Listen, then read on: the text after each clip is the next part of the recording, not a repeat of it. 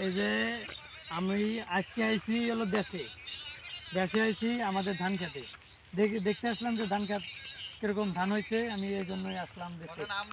কি অবস্থা ধান ক্ষেতের অবস্থা অনেকটাই সুন্দর হয়েছে জিরামণি ধান। হ্যাঁ, অনেকটাই সুন্দর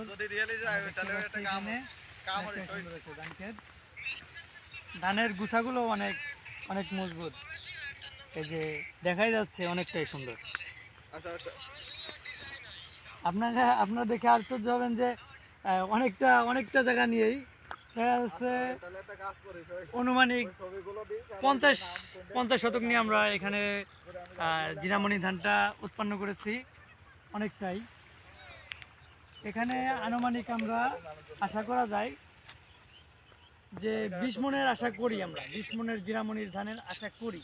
এখানে আপনারা দেখতেই পাচ্ছেন। এখানে আপনারা আরো দেখার জন্য আমাদের সাথেই থাকুন। এটা আমাদের ধানকে সাংবাদিকতায় আসি আমি, এই জন্যই আমাদের জমিটার করলাম। ঠিক আছে, মানে সাংবাদিকতা পেশায় আসি, এই জন্য আমাদের জমির পরিমাপটা এবং ধানটা কালিজিরামণি ধানটা হয়েছে, এটা আপনাদের ঘুরে ঘুরে দেখাইতেছি। ঠিক আছে, এটাই, তাছাড়া কিছু না। এই যে আবার কিছুটা একটু ওই যে পোকে ধরার জন্য এই যে কিছুটা দেখেন যে একবারে গুড়ালু থেকেই খেয়াল আইছে, দেখছেন?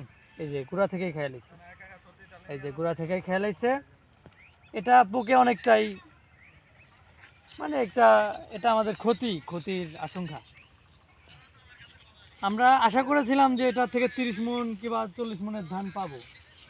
ঠিক আছে, কিন্তু এখন আর ওইটা হবে না। এটা আমরা এখন অনুমান আশা করতে পারি 20 থেকে 25 মণের আশা করতে পারি আমরা এখানে।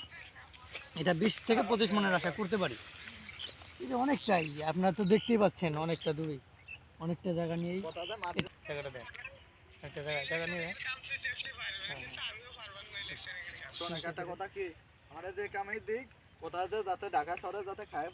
হ্যাঁ দেখেন, আপনাদের দেখানো হচ্ছে, দেখেন অনেকটা জায়গা নেই কালিজিরামণি ধান উৎপন্ন করছি আমরা এখানে। এটা আমাদের এলাকার নাম হলো মাগুরা জেলা বাবুখালী ইউনিয়ন, গ্রাম রায়পুর মাঠ। এই মাঠটার নাম রাখা হয়েছিল দারার দাগ নামে। এই মাঠটা পরিচিত, অনেকটাই দারার দাগ নামে পরিচিত এই মাঠটার, আমাদের মাঠটার। ঠিক আছে।